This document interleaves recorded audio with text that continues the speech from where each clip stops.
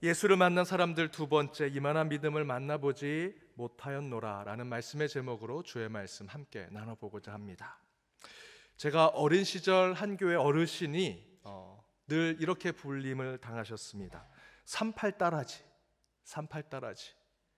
본인 스스로도 내가 38따라지 장로요, 38따라지 장로요 얘기하셨고, 교회 어르신들도 그분을 부를 때 아이, 저 장로는 38따라지야 라고 얘기하셨습니다.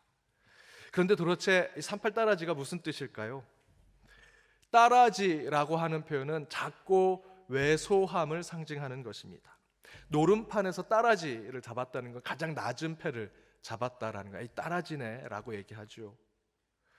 아지라고 하는 어미가 붙는 표현인데요, 이 아지라고 하는 표현은 처음 돋는 싹이나 잎이 막 순을 띄울 때 그걸 아지라고 얘기합니다. 그래서 소의 아기의 모습 송아지, 말의 아기의 모습 망아지, 또는 박의 그 작은 박을 또 바가지라고도 하고요. 저희들은 좀 이렇게 부정적인 때 많이 사용하지만 싸가지라는 표현을 씁니다. 실제로 그 싸가지라는 표현은 싹아지, 작은 싹, 아주 왜소하게 난 싹을 두고 얘기할 때, 그래서 부정적으로 표현할 때 싸가지가 없다, 그 작은 것조차도 없다라고 표현할 때 쓰지요. 거기에 딸아지, 딸이란 존재 자체는 가정에서, 특별히 가부장적인 가족 안에서 가장 나약하고 또 작게 보이는 존재인데, 그 딸 가운데에서도 딸아지, 제일 왜소하고 나약해 보이는 딸을 딸아지라고 합니다. 그런데 거기에 38을 붙인 겁니다. 38을 붙인 것은 6.25 전후로 38선을 넘어 월남한 이북 출신들을 부를 때 38을 그곳에 넣었습니다. 38선을 넘어 남한으로 넘어와서 그곳에 집과 땅과 가족들, 자신의 온 재산을 다 버리고 이 남한에 내려와서 아무것도 없이 무일푼으로 살아가는 그 실향민 같은 분들을 부를 때 38따라지라고 불렀습니다. 그래서 저는 아직도 그 장로님이 주일 대표기도 많이 하셨습니다. 이북 사투리 쓰시면서 기도하셨는데 하나도 기억 안 나고요. 그분이 38따라지 장로라는 건 아직도 기억하고 있습니다. 우리 교회도 38따라지 되신 분들이 계시라 생각이 듭니다. 1부 때 손 들어보세요 했더니 정말 따라지, 가장 왜소하고 나약하게 이렇게 손을 드시더라고요. 지금 계십니까? 38따라지 한번 손 들어보시죠. 권사님, 집사님 몇 분 계십니다. 우리 이분들 볼 때 38따라지처럼 생각하게 될 것 같은데요. 저희는요, 오늘부터 장로 10분 투표가 시작됩니다. 지난 주일에 후보 되신 분들 사진과 면면을 게시판에 저희들을 해놨습니다. 몇몇 나이 드신 권사님들이 3, 4모 모여서 그 후보의 명단 사진 또 그 면면을 보시면서 이렇게 얘기하십니다. 야, 이 집사는 인물이 훤하다. 하관이 좋아. 리더가 될 만해. 이 권사는 참 동안이다. 뭐 이렇게 얘기하시면서 인물평을 하시고 누구를 뽑아야겠다 서로 막 얘기를 하십니다. 장로를 뽑는데도 각자의 기준이 서로 다른 거죠. 이처럼 우리는 누군가를 볼 때, 또 만날 때, 나중에 그 사람을 기억할 때 보면 그 기본적인 면면, 그 사람의 직책, 이름, 주민번호 이런 걸로 기억하지 않습니다. 내가 가지고 있는 특징된 부분으로 그 사람을 기억하게 되죠. 그때 만났던 주민번호 69900000 홍길동, 그 사람 잘 알지 라고 얘기하시는 분은 아무도 계시지 않습니다. 군번으로, 학번으로, 출신으로 우리는 그렇게 사람을 만나지 않습니다. 38따라지처럼 그렇게 하면 저 어르신이 이북에서 넘어와서 정말 고생하시면서 사셨던 그 장로님 기억하게 되는 것, 또는 지역 출신으로 이렇게 부르기도 하지요. 그 권사님 이름도 있고 직책도 있는데 늘 순천댁이라고 부르는 권사님이 계십니다. 경주댁, 부산 아즈메. 저는 한동안 이렇게 불림을 당했습니다. 모양만 파랗군. 파랗군이 강남이잖아요. 키도 크고 얼굴도 반반하고 이래서 부모가, 아버지가 의사고 엄마가 변호사고 과외도 늘 받으면서 그렇게 자랐던 애처럼 느끼네. 저는 그렇지 않습니다. 저희 아버님 시골교회 목회하셨고요. 과외 한번 제대로 받아본 적, 학원도 제대로 다녀보지 못했습니다. 하지만 저를 보는 사람들이 그렇게 예전에 저를 그렇게 특징을 잡아서 얘기하셨습니다. 이처럼 저희는 사람이 사람을 만날 때 각자 나름의 보는 관점이 서로 다르다는 것이죠. 사람을 만나서 그 사람의 이름, 직책, 지위, 주민번호 등등 그런 기본적인 면면으로 사람을 보지 않습니다. 우리는요, 사람을 보는 기준이 서로 다릅니다. 보는 관점, 보는 포인트가 서로 다르다라는 것입니다. 그런데 오늘 본문을 보면 예수님께서도 그런 특징이 있으십니다. 사람을 만날 때, 우리를 만나실 때 우리를 보는, 먼저 우리 안에 있는 주민번호, 학번, 군번 이런 걸로 저희를 보시기 전에 먼저 하나님은 우리를 보시는 기준이 따로 있으시더라라는 것입니다.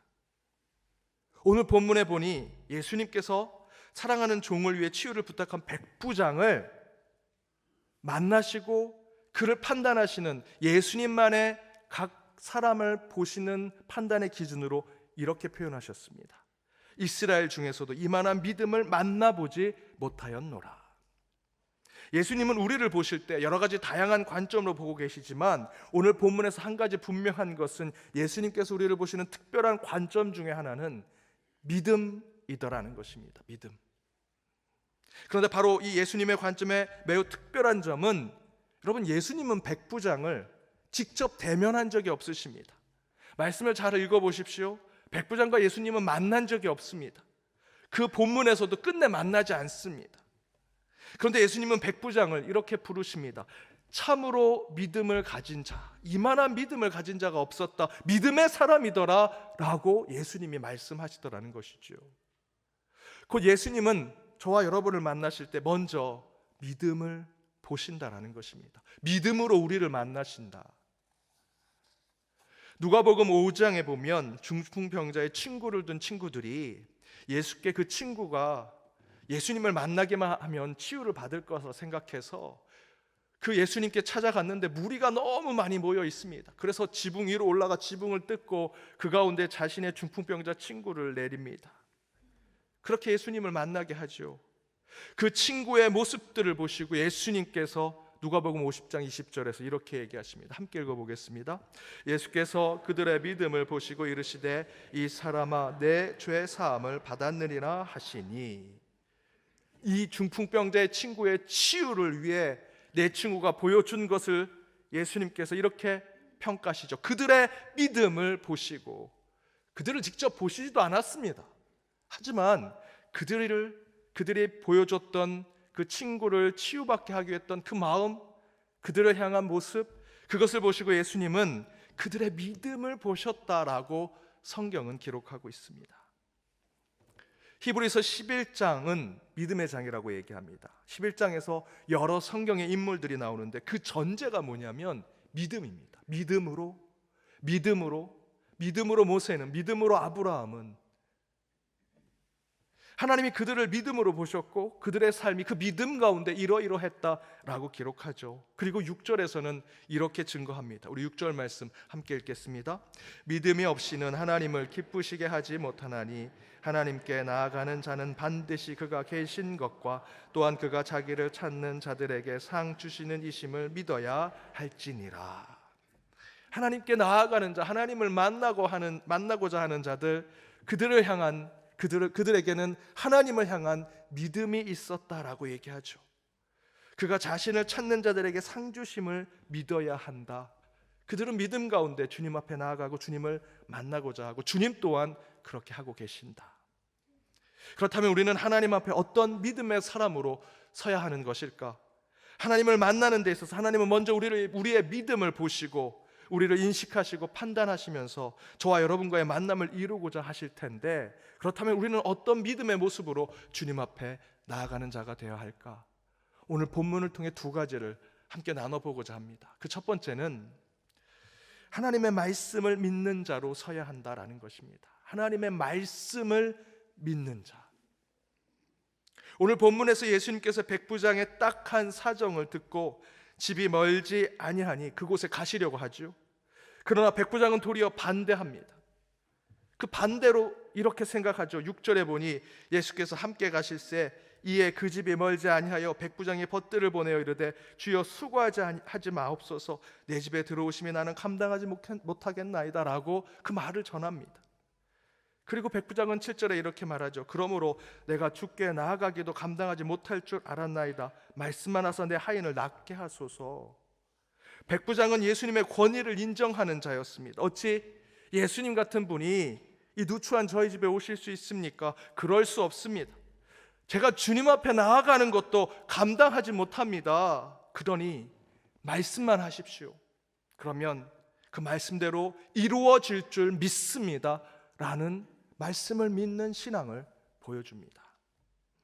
백부장도 예수님도 서로 대면해서 만난 적이 없습니다. 그러나 백부장은 예수님을 믿음의 대상으로 보고 있지요. 그런데 보지 않고 어떻게 그런 확신에 찬 믿음을 가질 수 있을까? 그 답은 백부장은 예수님을 먼저 말씀으로 만났기 때문입니다. 곧 말씀이신 예수님을 만났고 그 안에서 믿음과 확신을 가졌던 것이지요. 저와 여러분도 그렇지 않습니까?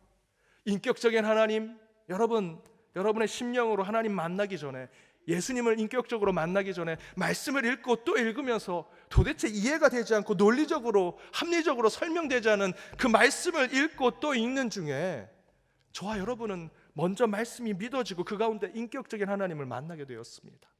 말씀을 믿는 자가 되었더니 백부장은 예수 그리스도를 통해서 이만한 믿음을 본 적이 없다라는 믿음의 사람으로 인정받게 되더라는 것이죠. 요한복음 1장 1절에 이렇게 증거합니다. 태초에 말씀이 계시니라. 이 말씀이 하나님과 함께 계셨으니 이 말씀은 곧 하나님이라고 얘기하죠. 말씀은 하나님이십니다. 바로 그것을 백부장은 깨닫고 있었던 것이죠. 그래서 예수님이 믿음의 대상이라면 그 믿음은 그분 자체뿐만 아니라 그분이 말씀하신 그 말씀에서도 믿음의 능력이 나오는 것을 백부장은 알고 있었습니다. 따라서 우리가 하나님 앞에 믿음의 사람으로 서기 위해서 갖춰야 할 모습은 하나님의 말씀을 믿고 확신하는 신앙의 삶을 살아갈 때 우리는 주님을 진심으로 만날 수 있게 될 것이다. 말씀을 통해 하나님은 우리에게 오시고 그 말씀을 통해 우리는 하나님과의 만남을 이루게 될 것이다 라는 것이죠. 예레미야 선지자는 유다의 멸망 직전에 유다와 예루살렘의 멸망과 심판을 예언했던 자였습니다. 그래서 도리어 자기 백성들, 유다 백성들에게 비난을 받고 핍박을 받고 상처를 입었던 자죠. 특별히 예레미야서는 예레미야 선지자가 쓴 것이 아니라 바룩이라고 하는 서기관이 예레미야를 썼습니다. 여러분, 예레미야 선지자 입장에서는 하나님께 계시를 받고 능력 있는 자로, 물론 자기 나라 자기 백성의 저주와 같은 심판과 같은 예언과 계시를 할 수 있는 입장이지만, 하게 되는 어쩔 수 없는 입장이지만, 그래도 하나님께 직통 계시를 받는 선지자 아닙니까? 그럼에도 자기 백성들 유다의 나라를 위해서 심판을 예언하는 것이 힘들었겠죠. 하지만 더 힘든 사람은 그 예언을 받아 적는 바룩입니다. 바룩은 계시 받는 것도 아니고 그냥 예레미야가 얘기하는 거 받아 적는데, 그 받아 적는 내용마다 내 백성이 저주를 받고 내 백성이 심판을 받고 이제 패망할 것이고 네 왕들이 다 쓰러질 것이다 라는 그 말을 쓰는 것이 얼마나 힘들었겠습니까?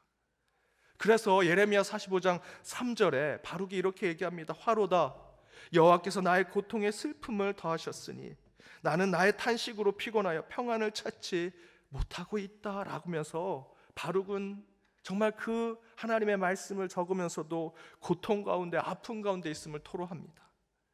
그때 하나님께서 예레미야 선지자를 통해 그 바룩에게 위로와 소망의 말씀을 주십니다. 우리 4절과 5절 말씀 함께 읽어보겠습니다. 너는 그에게 이르라, 여호와께서 이와 같이 말씀하시기를, 보라, 나는 내가 세운 것을 헐기도 하며 내가 심은 것을 뽑기도 하나니 온 땅에 그러하겠거늘 내가 너를 위하여 큰 일을 찾느냐? 그것을 찾지 말라. 보라, 내가 모든 육체의 재난을 내리리라. 그러나 내가 가는 모든 곳에서는 내가 너에게 내 생명을 노량물 주듯 하리라. 여호와의 말씀이니라. 바룩이 하나님의 말씀을 대필하면서 상한 마음이 되었고요, 그 안에 상처와 슬픔이 가득했을 것입니다. 아무리 하나님의 말씀이라도 이렇게 내 백성, 내 민족을 향한 심판과 멸망을 기록하는 것, 그것을 대신 전하는 것 얼마나 힘들고 괴로웠겠습니까? 예레미야 선지자도 마찬가지겠죠. 그런데 그때 그것을 풀어주고 해결해 주는 것은 그 또한 하나님의 말씀이더라는 것입니다. 하나님의 말씀이 내 민족을 향한 심판의 말씀이기도 했지만 또한 그 말씀은 그 심판을 구원으로 바꿔주는 선포의 말씀, 우리에게 심판과 멸망을 예언하고 계시하는 말씀인 동시에 그렇게 심판과 멸망을 받은 자들이 쓰러져 있고 괴로워할 때 다시 일으켜 세워주는 소망과 회복의 말씀도 하나님의 말씀인 것을 바룩과 예레미야는 알고 있었다라는 것입니다. 그 둘은 이래도 말씀 저래도 말씀, 그 말씀 위에 설 수 있는 것은 그 하나님의 말씀을 믿고 있었고 신뢰했기 때문이다 라는 것입니다. 바로 그렇게 말씀을 향한 믿음을 세우고 있었기 때문에 바룩과 예레미야가 심판을 예언할 때도 소망을 예언할 때도 하나님을 만날 수 있었던 것이지요. 사랑하는 여러분, 여러분의 잘못과 실수, 허물과 죄악을 깨닫게 하는 것이 무엇입니까? 하나님의 말씀이죠.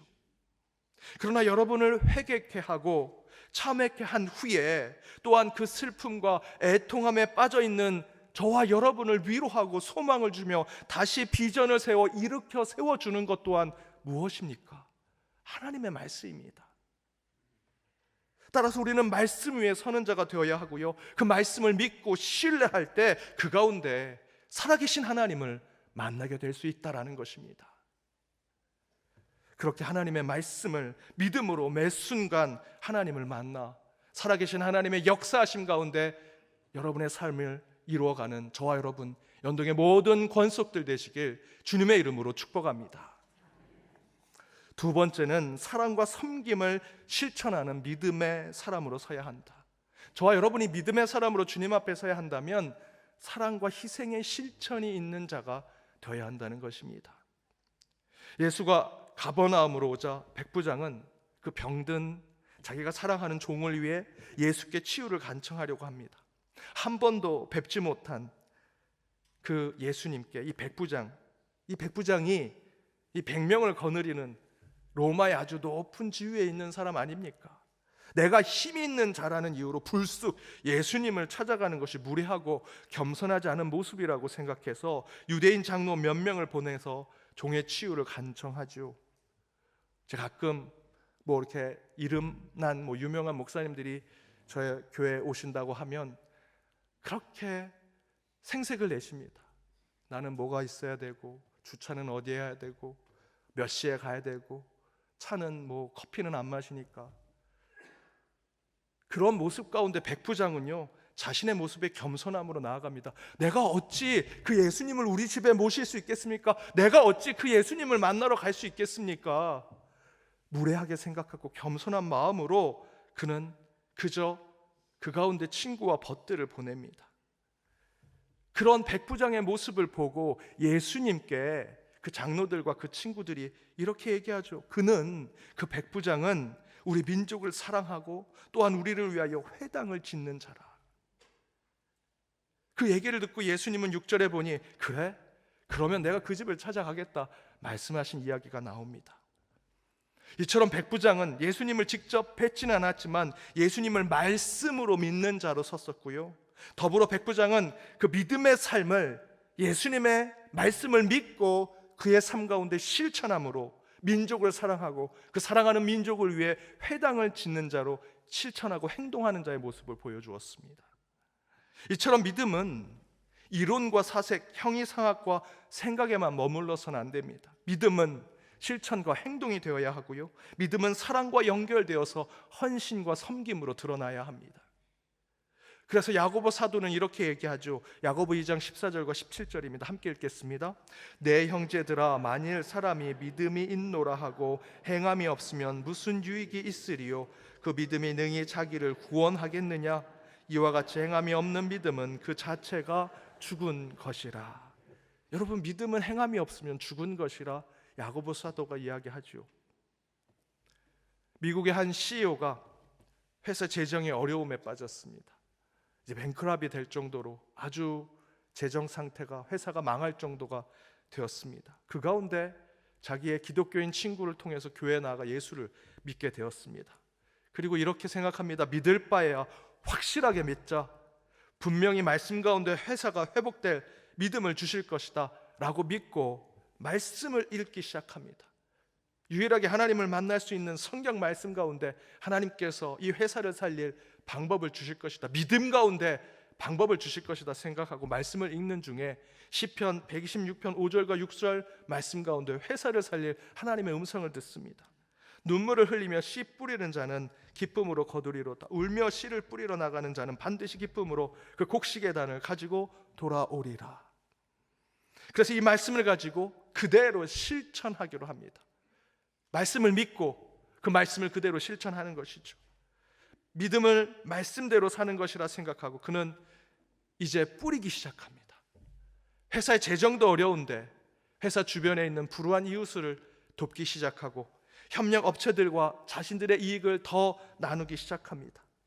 이사들이 난리가 났습니다. 안 그래도 회사에 자본이 없고 돈이 없는데 계속 이렇게 뿌리고 나누고 베풀면 안 됩니다.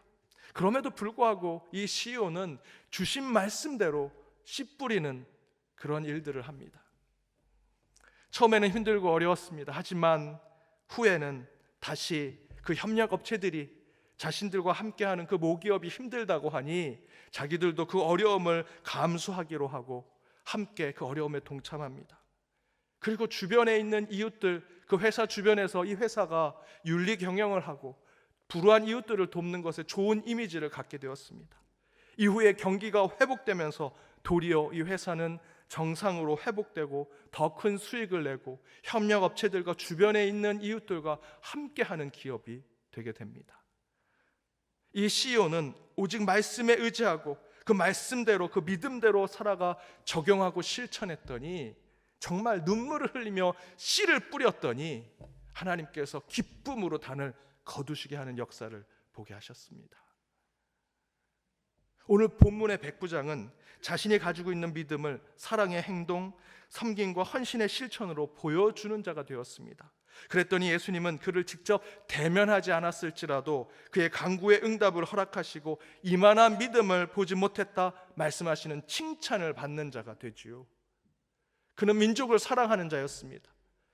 예수님의 말씀을 믿고 그대로 세상을 향한 사랑을 드러내는 자였습니다. 그 사랑한다 말하는 것에 머물지 아니하고 그 사랑을 실천하여 그들을 위해 회당을 짓고 그들을 위해 도움을 나누는 자였습니다. 그때 예수님은 그 사랑을 실천하는 믿음을 보시더라라는 것이죠. 최근에 저는 김훈 작가의 하얼빈이라는 소설을 읽었습니다. 우리는 안중근 의사가 그 대한제국의 일대 통감이었던 이토 히로부미를 암살하는데 아주 단호한 결심을 가지고 그 가운데 독립운동가로서의 그 강찬 모습으로 거사를 이뤘다라고 생각합니다. 그런데 이 김훈이라는 작가는 이 소설에서 이 안중근이 총을 쏘기 직전까지 번민과 고뇌로 가득한 자였다라고 기록합니다. 거사를 앞두고 그의 그 불안하고 또는 걱정과 번뇌에 빠진 이야기를 이렇게 표현합니다.